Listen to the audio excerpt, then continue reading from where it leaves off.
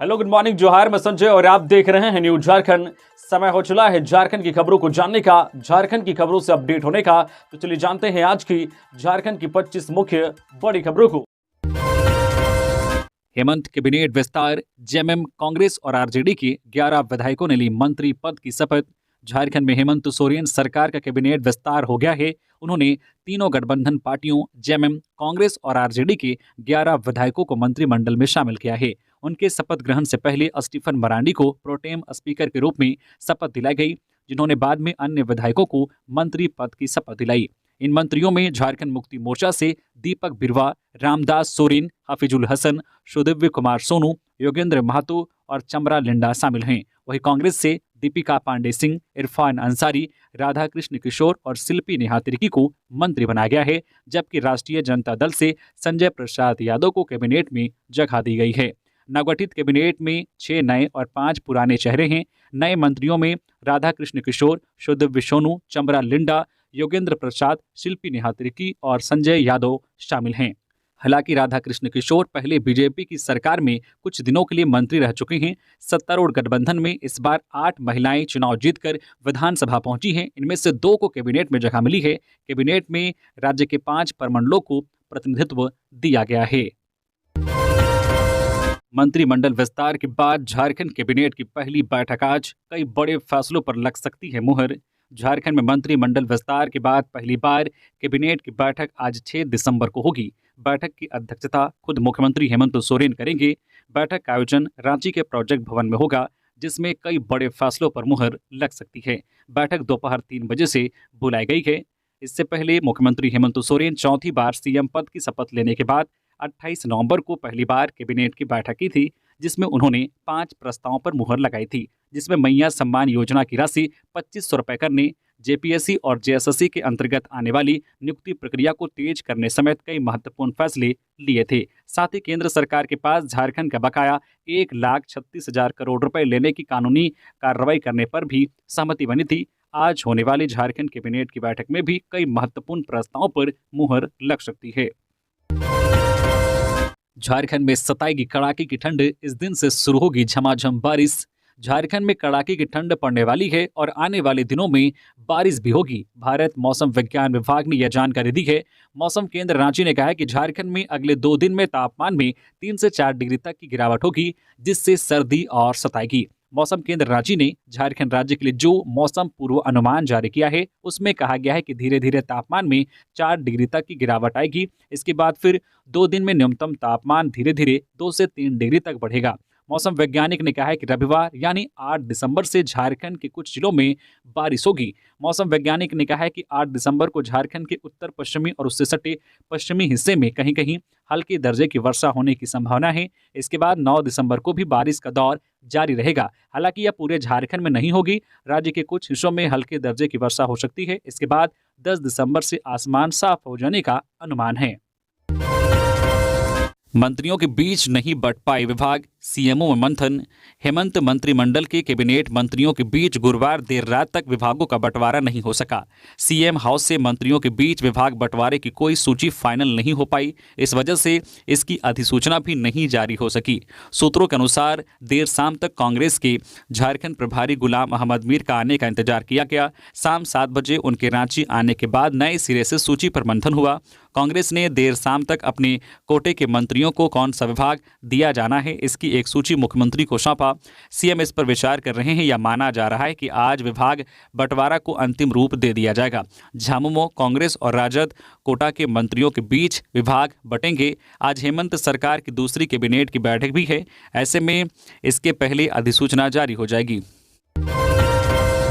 बांग्लादेश में हिंदुओं पर अत्याचार पर रांची में सर्व सनातन मंच ने किया शांतिपूर्ण प्रदर्शन। गुरुवार को बापू वाटिका मोरहाबादी में सर्व सनातन मंच के बैनर तले हजारों लोगों ने शांतिपूर्ण धरना देकर बांग्लादेश में हिंदुओं और अन्य अल्पसंख्यक समुदायों पर हो रहे हमलों और इस्कॉन के पुजारी चिन्मय कृष्णादास की गिरफ्तारी का विरोध किया। इस धरने में रांची के सिविल सोसाइटी और विभिन्न संगठनों के प्रतिनिधियों ने भाग लिया।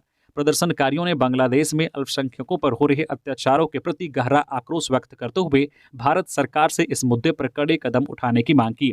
सर्व सनातन मंच की ओर से राष्ट्रपति के नाम उपायुक्त को ज्ञापन सौंपा गया। ज्ञापन में भारत सरकार से बांग्लादेश में हिंदुओं और अन्य अल्पसंख्यकों के खिलाफ हो रही हिंसा को रोकने के लिए हर संभव प्रयास करने और इस मुद्दे पर विश्व समुदाय के बीच एक मजबूत अभिमत बनाने का आह्वान किया।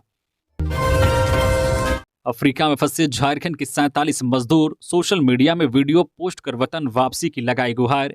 झारखंड के प्रवासी मजदूरों के विदेश में फंसे होने का मामला एक बार फिर सामने आया है।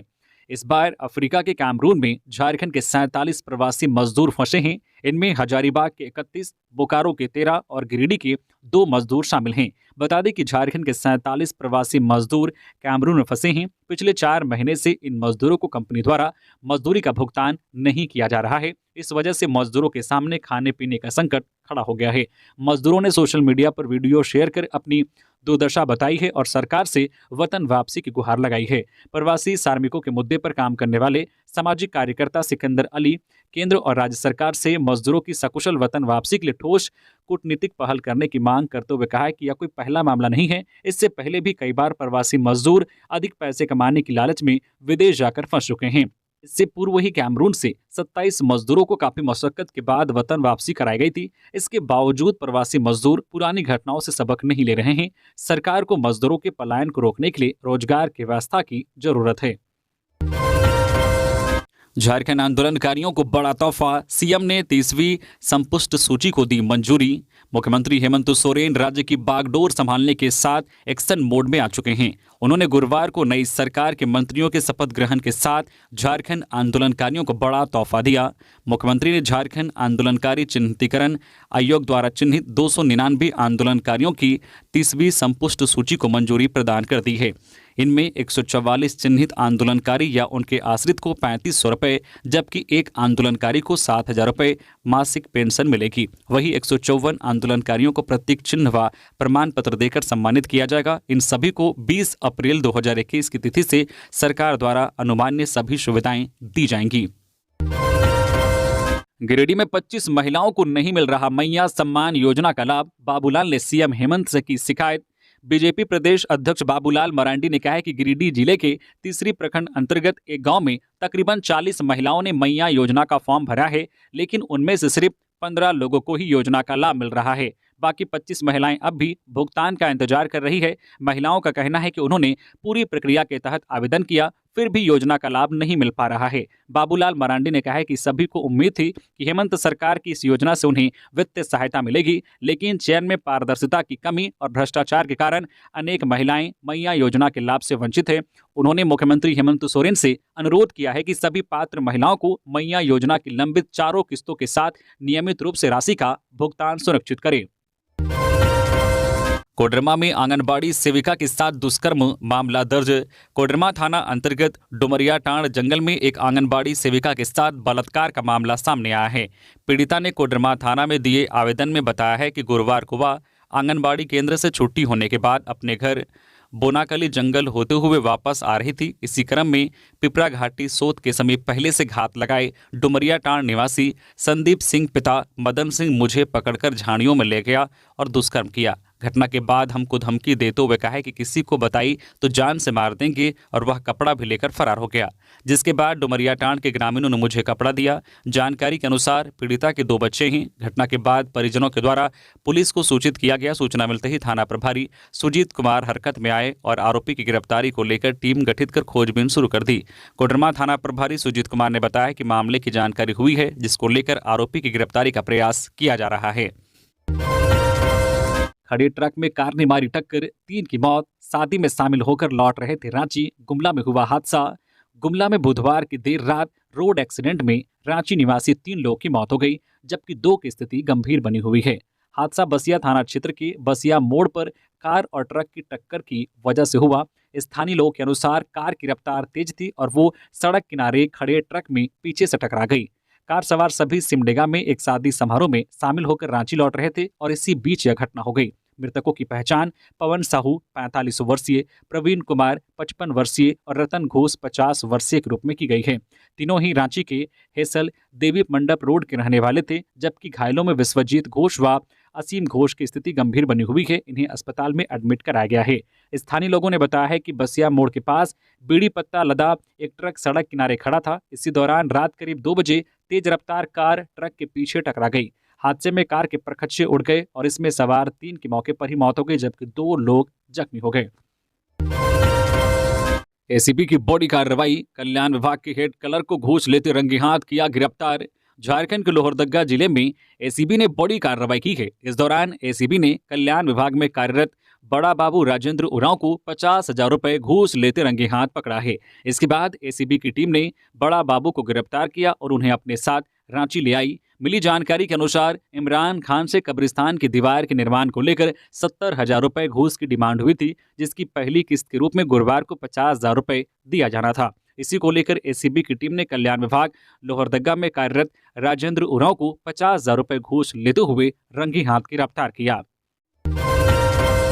झारखंड के मुख्य वन संरक्षक बने सत्यजीत सिंह डीएफओ के पद पर कर चुके हैं काम।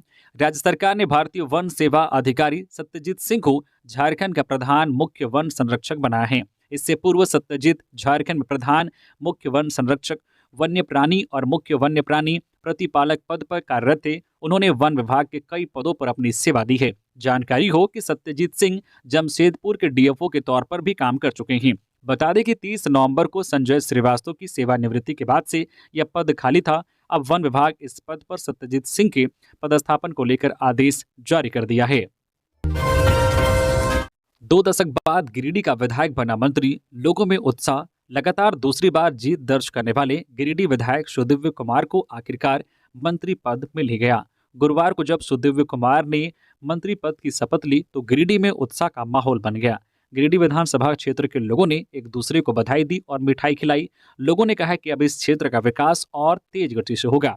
आपको बता दें कि झारखंड अलग राज्य बनने के बाद जब बाबूलाल मरांडी के नेतृत्व में सरकार बनी तो गिरिडीह विधायक चंद्रमोहन प्रसाद मंत्री बने। 2005 में चंद्रमोहन को झामो प्रत्याशी मुन्ना लाल ने हरा दिया था। इसके बाद गिरिडीह से कोई विधायक कभी मंत्री नहीं बन सका। इस बार जब सुदिव्य कुमार दोबारा जीते तो उन्हें मंत्री पद मिल गया। इधर सुदिव्य कुमार के मंत्री पद की शपथ लेते ही कार्यकर्ता खुशी से झूम उठे। झामो के जिला कार्यालय में जश्न का माहौल रहा। झामो जिला अध्यक्ष संजय सिंह की मौजूदगी में कार्यकर्ताओं ने एक दूसरे को गुलाल लगाया। 15 दिसंबर से 1.5 महीने के लिए बंद हो जाएगा धनबाद का बैंक मोड़ फ्लाईओवर। क्या है कारण? अगर आप बैंक मोड़ फ्लाईओवर से आना जाना करते हैं तो आपके लिए महत्वपूर्ण खबर है। 15 दिसंबर से बैंक मोड़ फ्लाईओवर पर गाड़ियों का आना जाना पूरी तरह बंद रहेगा, जिसके कारण बरमसिया फ्लाईओवर पर ट्रैफिक का लोड बढ़ेगा। सड़क निर्माण विभाग ने फ्लाईओवर की मरम्मत और लिफ्टिंग का काम शुरू करने की योजना बनाई है। फ्लाईओवर को 6 से 7 इंच तक लिफ्ट किया जाएगा और इसके 184 बेयरिंग बदले जाएंगे। पथ निर्माण विभाग का कार्य देखने वाले मिथिलेश प्रसाद ने जानकारी दी है कि दिसंबर में स्कूलों की छुट्टी को ध्यान में रखते हुए काम शुरू किया जा रहा है। फ्लाईओवर लगभग 1.5 महीने तक पूरी तरह से बंद रहेगा। हालांकि इस दौरान दोपहिया गाड़ियों को आने जाने की अनुमति रहेगी। इसके लिए ट्रैफिक विभाग से रूट प्लान पर बातचीत चल रही है और उपायुक्त से स्वीकृति मिलने का इंतजार है। डीजीपी आज करेंगे नक्सल मामले व कोर्ट की सुरक्षा को लेकर समीक्षा बैठक। डीजीपी अनुराग आज शुक्रवार को नक्सल मामले और कोर्ट की सुरक्षा को लेकर समीक्षा बैठक करेंगे। इस बैठक में जिले के एसपी, एसएसपी के अलावा रेंज के डीआईजी और जोनल आईजी के अलावा पुलिस मुख्यालय के अधिकारी शामिल होंगे। इस बैठक में जिलावार नक्सली नेटवर्क की समीक्षा और कोर्ट की सुरक्षा को लेकर चर्चा होगी। साथ ही डीजीपी कई दिशा निर्देश भी जारी करेंगे। यह बैठक वीडियो कॉन्फ्रेंसिंग के माध्यम से दिन के 12 बजे से आयोजित की जाएगी। पलामू बालिका गृह कांड, बच्चों को रांची बालिका गृह में किया गया शिफ्ट।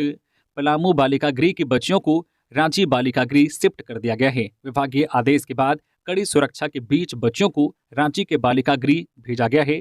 पलामू बालिका गृह में यौन शोषण की घटना के बाद विभाग ने यह कदम उठाया है। पलामू बालिका गृह यौन शोषण कांड के बाद 27 बच्चियों को सखी वन स्टॉप सेंटर में शिफ्ट किया गया था। सखी वन स्टॉप सेंटर में 3 दिनों तक बच्चियां रहीं। इसके बाद सभी को रांची बालिका गृह शिफ्ट किया गया।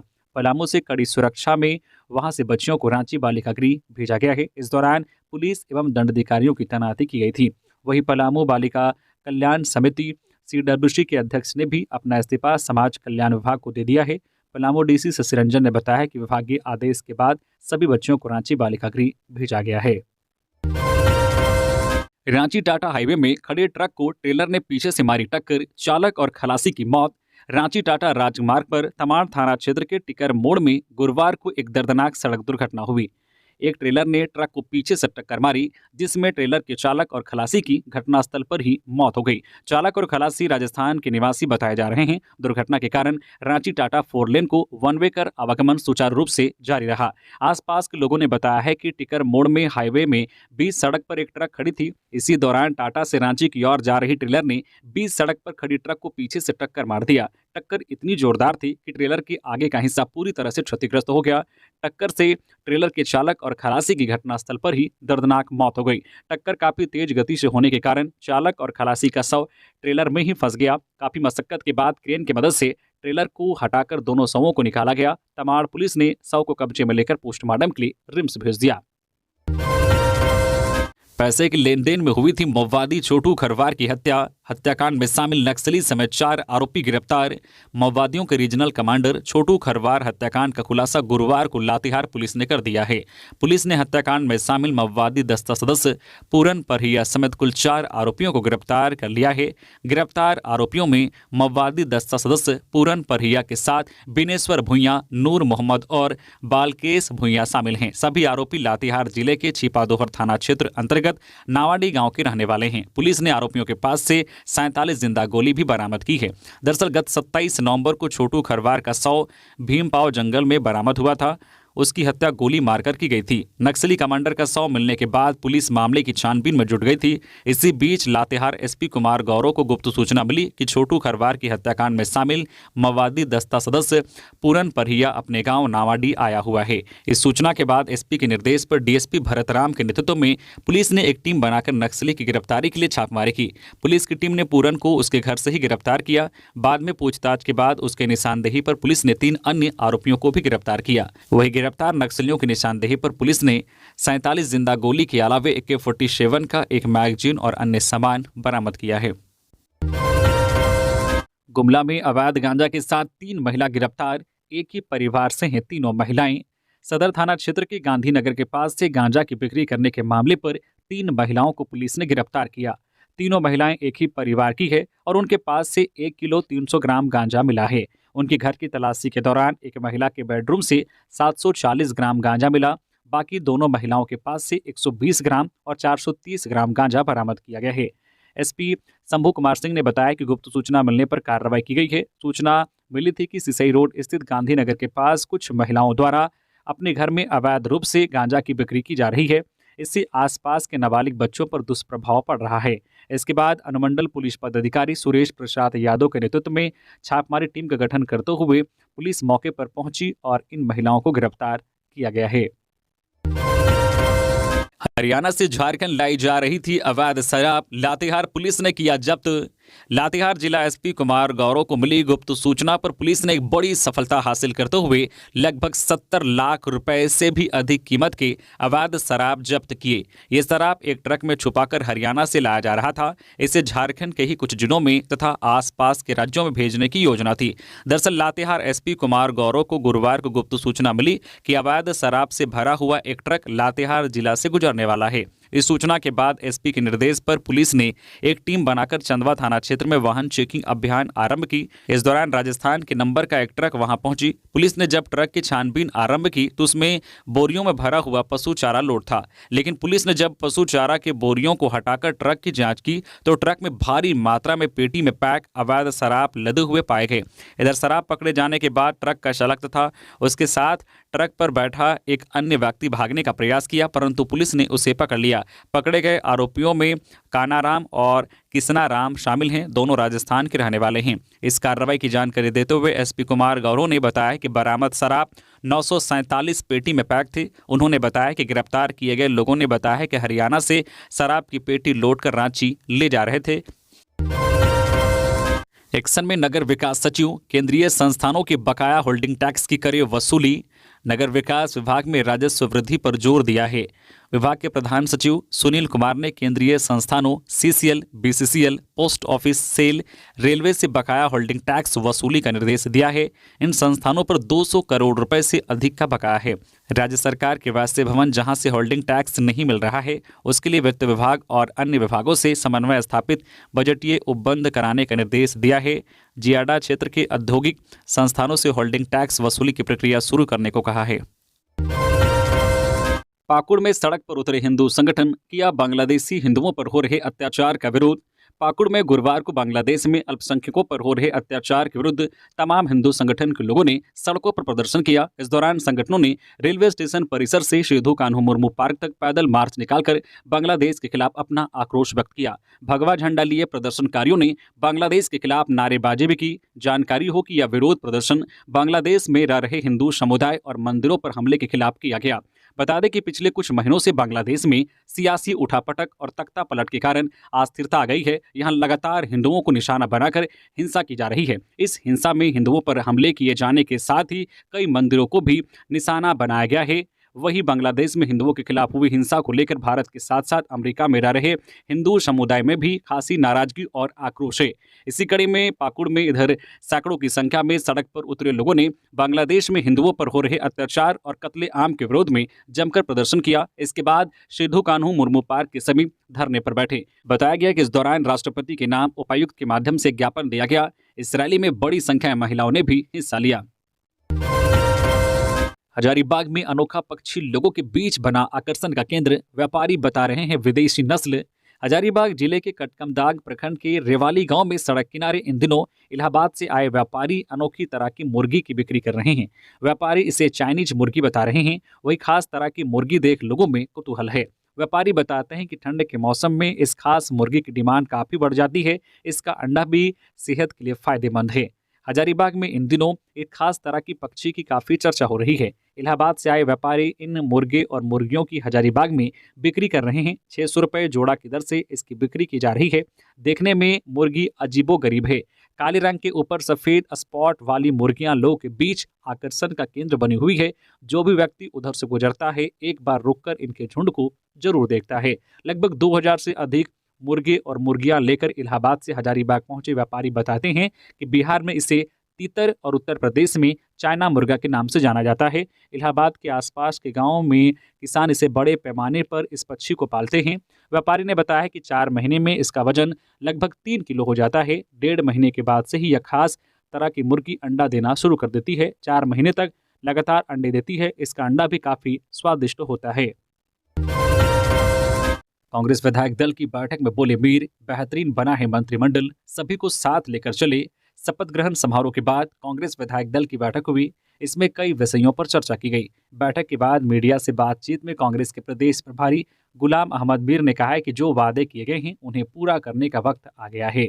आज सुबह तक विधायक दल का नेता चुन लिया जाएगा, नाम भी घोषित कर दिया जाएगा। उन्होंने मंत्रिमंडल के गठन पर कहा है कि यह मंत्रिमंडल बेहतरीन बना है। उन्होंने सभी को साथ लेकर चलने का भी निर्देश दिया। बताते चले कि कांग्रेस कोटे से राधा कृष्ण किशोर, डॉक्टर इरफान अंसारी, दीपिका पांडे सिंह और शिल्पी नेहात्री की मंत्री बनाए गए हैं। रांची में 14 दिसंबर से युवा महोत्सव, 12 दिसंबर तक प्रतिभागी कर सकेंगे पंजीकरण। गुरुवार को विकास भवन स्थित जिला खेल पदाधिकारी के कार्यालय में राज्य, जिला और प्रमंडल स्तरीय युवा महोत्सव 2025 के लिए एक बैठक हुई। बैठक की अध्यक्षता जिला खेल पदाधिकारी शिवेंद्र कुमार सिंह ने की, जिसमें नेहरू युवा केंद्र के जिला युवा अधिकारी रोशन कुमार, गौरव अग्रवाल, अनुभव चक्रवर्ती, कौशल किशोर, जिला खेल समन्वयक आशीष कुमार बनर्जी और जिला पर्यटन विशेषज्ञ रोशन कुमार भी उपस्थित थे।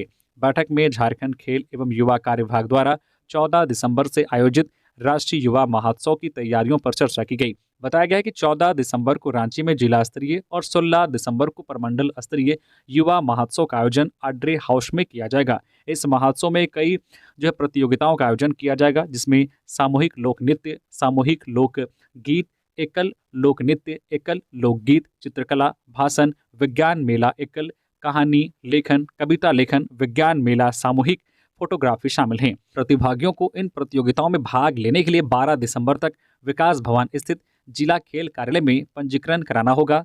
प्रतियोगिता के विजेताओं को आकर्षक पुरस्कारों से सम्मानित किया जाएगा और सभी प्रतिभागियों को सर्टिफिकेट भी प्रदान किए जाएंगे। जिला राजद अध्यक्ष ने मंत्री बनने पर दी संजय प्रसाद यादव को बधाई। गुरुवार को हेमंत सरकार की कैबिनेट का विस्तार हो गया है। राज्यपाल संतोष गंगवार ने राजभवन में 11 मंत्रियों को पद एवं गोपनीयता की शपथ दिलवाई। इस दौरान झामुमो से 6, कांग्रेस से 4 और राजद से 1 मंत्री बनाए गए। इनमें राजद से गोड्डा विधायक संजय प्रसाद यादव को हेमंत कैबिनेट में जगह मिली है। वहीं झारखंड मंत्रिमंडल में शामिल किए जाने पर जिला राजद अध्यक्ष ने संजय प्रसाद यादव को बधाई दी। बता दें कि रांची जिला राष्ट्रीय जनता दल के अध्यक्ष धर्मेंद्र महतो ने संजय प्रसाद यादव को कैबिनेट में शामिल किए जाने पर उन्हें बधाई दी। उन्होंने फूलों का गुलदस्ता देकर संजय यादव का स्वागत किया। बाल मजदूरी के लिए गुजरात ले जाए जा रहे 23 बच्चों को गिरिडीह पुलिस ने मानव तस्करों से कराया मुक्त, 3 गिरफ्तार। बाल मजदूरी के लिए गुजरात ले जाए जा रहे 23 बच्चों को गुरुवार को गिरिडीह के देवरी थाना पुलिस ने रेस्क्यू किया। कैलाश सत्यार्थी फाउंडेशन के सहयोग से देवरी पुलिस को यह सफलता हाथ लगी। इस दौरान 3 आरोपियों को भी गिरफ्तार किया गया। वहीं इन आरोपियों द्वारा जिस गुजरात नंबर के स्लीपर बस से 23 बच्चों को लेकर जाया जा रहा था, उस बस को भी जब्त कर लिया गया। जिन 3 आरोपियों को गिरफ्तार किया गया उनमें गुजरात के बस चालक चिराग कुमार के साथ जमुआ के मलेडी निवासी रविंद्र कुमार के साथ जमुआ के सियातान निवासी छोटू भाई शामिल हैं। जानकारी के अनुसार यही छोटू भाई बस मालिक भी बताया जा रहा है। मानव तस्करों के चंगुल से मुक्त कराए गए 23 बच्चे गिरिडीह के देवरी तीसरी के साथ देवघर के मधुपुर और बंगाल के वर्धमान जिले से जुड़े बताए जा रहे हैं। वहीं इनकी उम्र 15 से 20 साल के करीब बताई जा रही है। रांची कांके जज कॉलोनी से लेकर हरमू शाहजहां चौक तक बनेगा फ्लाईओवर, निकाला गया टेंडर। राज्य सरकार की ओर से कांके रोड स्थित जज कॉलोनी से लेकर हरमू शाहजहां चौक तक बनने वाले फ्लाईओवर को लेकर कयावत शुरू कर दी गई है। मिली जानकारी के मुताबिक अगले 2 से 3 महीने के अंदर हरमू फ्लाईओवर निर्माण की टेंडर प्रक्रिया पूरी कर ली जाएगी। इसके साथ ही बताया जा रहा है कि इसके निर्माण में करीब 300 करोड़ रुपए से अधिक खर्च किए जाएंगे। वहीं इसकी लंबाई 3.5 किलोमीटर होगी। फिलहाल फ्लाईओवर के निर्माण के लिए हरमू से कडरूर एडिशन ब्लू तक परामर्श की तलाश जारी है। इसके लिए टेंडर भी जारी कर दिया गया है। अब तक इस प्रोजेक्ट के लिए एक कंपनी ने 34% कम रेट पर टेंडर भरा है। इसकी समीक्षा पथ विभाग कर रहा है। लैंड स्कैम, अमित कुमार अग्रवाल की गिरफ्तारी को चुनौती देने वाली याचिका पर हाईकोर्ट में सुनवाई पूरी, आदेश सुरक्षित। सेना के कब्जे वाली 4.55 एकड़ जमीन की अवैध खरीद बिक्री मामले में आरोपी अमित कुमार अग्रवाल की ओर से अपनी गिरफ्तारी को चुनौती देने वाली याचिका की सुनवाई झारखंड हाईकोर्ट में गुरुवार को हुई। मामले में दोनों पक्षों की सुनवाई पूरी होने के बाद हाईकोर्ट की खंडपीठ ने मामले में फैसला सुरक्षित रख लिया है। प्रार्थी की ओर से सुप्रीम कोर्ट के वरीय अधिवक्ता मीनाक्षी अरोड़ा एवं हाईकोर्ट के अधिवक्ता रोहित रंजन सिन्हा, अभिषेक अग्रवाल और अमृता सिन्हा ने पैरवी की। प्राप्ति की ओर से दायर याचिका में कहा गया है कि उनकी गिरफ्तारी 7 जून 2023 किस कारण हुई थी, इसकी जानकारी लिखित रूप में ईडी ने उन्हें नहीं दी थी, इसलिए उनका डिटेंशन अवैध है, इसलिए उन्हें मामले से रिहा किया जाए। देवघर के बाबा मंदिर में विधि विधान से हुई नवान पूजा, बाबा वैद्यनाथ को लगाया गया नए अन्न का भोग। नवान पर्व पर गुरुवार को बाबा वैद्यनाथ को श्रद्धा पूर्वक नए अन्न का भोग लगाया गया। इस दौरान महादेव को चूड़ा, दूध, दही और गुड़ अर्पित किया गया। वहीं नवान पूजा को लेकर देवघर के बाबा मंदिर में भक्तों की भीड़ उमड़ गई। दरअसल नवान पर्व पर हर साल बाबा वैद्यनाथ को नए अन्न का भोग लगाया जाता है। देवघर में इस पर्व का खास महत्व है। इस संबंध में देवघर के वरिष्ठ पुजारी केशव बलियासे बताते हैं कि नवान पूजा सदियों से चली आ रही परंपरा है। इस दिन भगवान भोलेनाथ पर नया अन्न चढ़ाने के बाद ही लोग भोजन ग्रहण करते हैं। सिरफिरे ने एटीएम में घुसकर की तोड़फोड़, ठेले वाले ने साहस दिखा, युवक को पकड़ा, लोग घटना का बनाते रहे वीडियो। धनबाद के झरिया में बुधवार रात एक सिरफिरा युवक एटीएम में घुसा और वहां तोड़फोड़ शुरू कर दी। यह देख वहां लोगों की भीड़ जुट गई, पर किसी ने उसे रोकने का प्रयास नहीं किया। सभी लोग उसका वीडियो बनाने लगे। घटना देशबंधु सिनेमा हॉल के पास की है। इसी बीच पास में ठेले पर कचौड़ी बेचने वाले शख्स ने साहस जुटाई और उसे दबोच लिया। इस दौरान टूटे शीशे से वो जख्मी भी हो गए। इधर घटना की सूचना के बाद मौके पर पहुंची पुलिस ने युवक को पकड़ा और अपने साथ ले गई। पंजाब नेशनल बैंक की एटीएम मशीन को तोड़ पैसे चुराने के प्रयास में युवक को पकड़ा गया। डॉक्टर रामेश्वर उरांव हो सकते हैं कांग्रेस विधायक दल के नेता। कांग्रेस के वरिष्ठ नेता व लोहरदगा विधायक डॉक्टर रामेश्वर उरांव को मंत्रिमंडल में जगह नहीं मिली। कांग्रेस ने फैसला लिया है कि इस बार वह विधायक दल का नेता अलग से बनाएगी। वरीयता व अनुभव को देखते हुए डॉक्टर रामेश्वर उरांव को विधायक दल का नेता बनाया जा सकता है। पार्टी में डॉक्टर रामेश्वर उरांव से सीनियर कोई विधायक नहीं है। डॉक्टर रामेश्वर उरांव विधानसभा में मजबूती से सरकार व पार्टी का पक्ष रख सकते हैं। हेमंत सोरेन सरकार पार्ट 1 में वह वित्त मंत्री रह चुके हैं। बुधन मंडल हत्याकांड के आरोपी की बिगड़ी तबियत, जेल से अस्पताल में कराया गया भर्ती, सीने में दर्द की शिकायत। धनबाद मंडल कारा में बंदी अभिषेक सिंह उर्फ ढोलक सिंह की गुरुवार को अचानक तबियत बिगड़ गई। इसके बाद जेल प्रबंधन ने ढोलक सिंह को धनबाद के Shaheed Nirmal Mahato medical college and hospital में लाया गया, जहां डॉक्टर ने अभिषेक सिंह की स्थिति गंभीर बताते हुए उसे भर्ती कर लिया है। अभिषेक सिंह उर्फ ढोलक सिंह धनबाद मंडल कारा में सजा काट रहा है। अभिषेक सिंह को सीने में तकलीफ है। इसके बाद जेल प्रबंधन ने उसे अस्पताल भेजा। अभिषेक विक्ट्री कुम्हारगढ़ा पोखरिया निवासी बुधन उर्फ भीम मंडल को धनसार थाना के पास रेस्टोरेंट से घर जाने के क्रम में गोली मारकर हत्या करने का आरोपी है। तो ये थी आज की झारखंड की टॉप बड़ी खबरें। इसी तरह से झारखंड की हर छोटी बड़ी खबर देखने के लिए आप हमारे चैनल न्यूज झारखंड चैनल को सब्सक्राइब करके बेल आइकन प्रेस कर दीजिए, जिससे झारखंड की हर छोटी बड़ी खबर का अपडेट आप तक पहुंचता रहे। तो अभी के लिए बस इतना ही, हमें दीजिए इजाजत, फिर मिलते हैं नेक्स्ट खबरों के साथ। धन्यवाद।